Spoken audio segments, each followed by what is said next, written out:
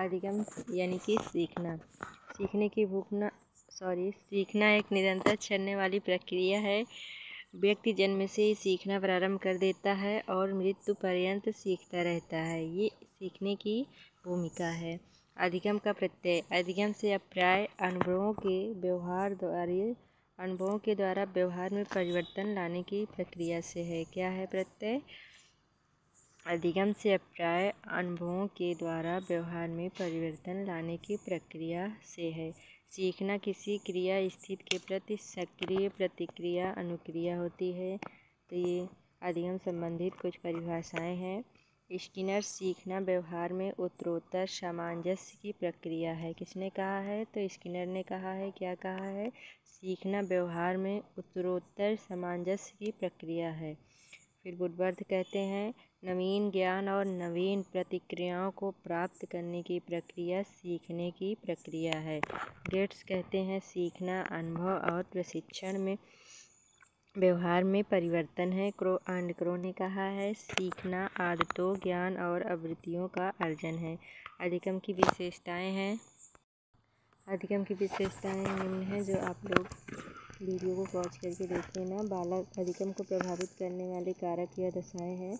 वातावरण, परिपक्वता, बालकों का स्वास्थ्य, विषय सामग्री, सीखने का समय व थकान, प्रेरणा, सीखने की इच्छा, शिक्षण प्रक्रिया, सीखने की विधि, संपूर्ण परिस्थिति। यहाँ से चालू होता है थार्नाइक के अधिगम संबंधी नियम। थार्नाइक ने कुल 8 नियम दिए थे जिसमें से 3 प्रमुख व 5 गौण एवं सहायक नियम। सबसे पहले आता है थार्नाइक द्वारा प्रतिपादित अधिगम संबंधी नियम। तत्परता का नियम। यदि हम किसी कार्य को करने के लिए तत्पर रहें तो काम तत्काल या आसानी से हो जाएगा, उसको कहते हैं तत्परता का नियम। तो आपको उदाहरण के रूप में देखना है। घोड़े को पानी के तालाब तक ले जाया जाता है लेकिन पानी के लिए बाध्य नहीं किया जा सकता क्योंकि घोड़ा पानी पीने के लिए तत्पर नहीं रहता है। नेक्स्ट आता है आपका अभ्यास का नियम। तो इसमें प्रयोग अनुप्रयोग का नियम भी कहते हैं। ज्ञान को अस्थायी करने के लिए अभ्यास करना अति आवश्यक है।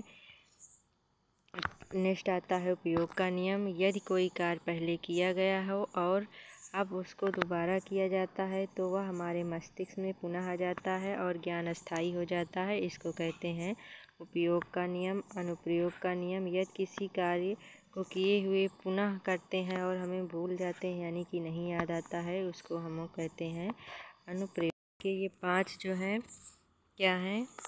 गौण नियम है। पहला है बहुप्रतिक्रिया का नियम।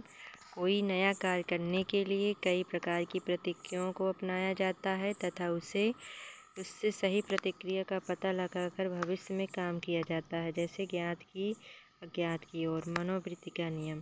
किसी कार्य को जिस मनोवृत्ति से यानी कि मन मेहनत से करेंगे वैसे ही सफलता मिलेगी। आंशिक क्रिया का नियम। आत्मीकरण का नियम। साहचर्य परिवर्तन का नियम।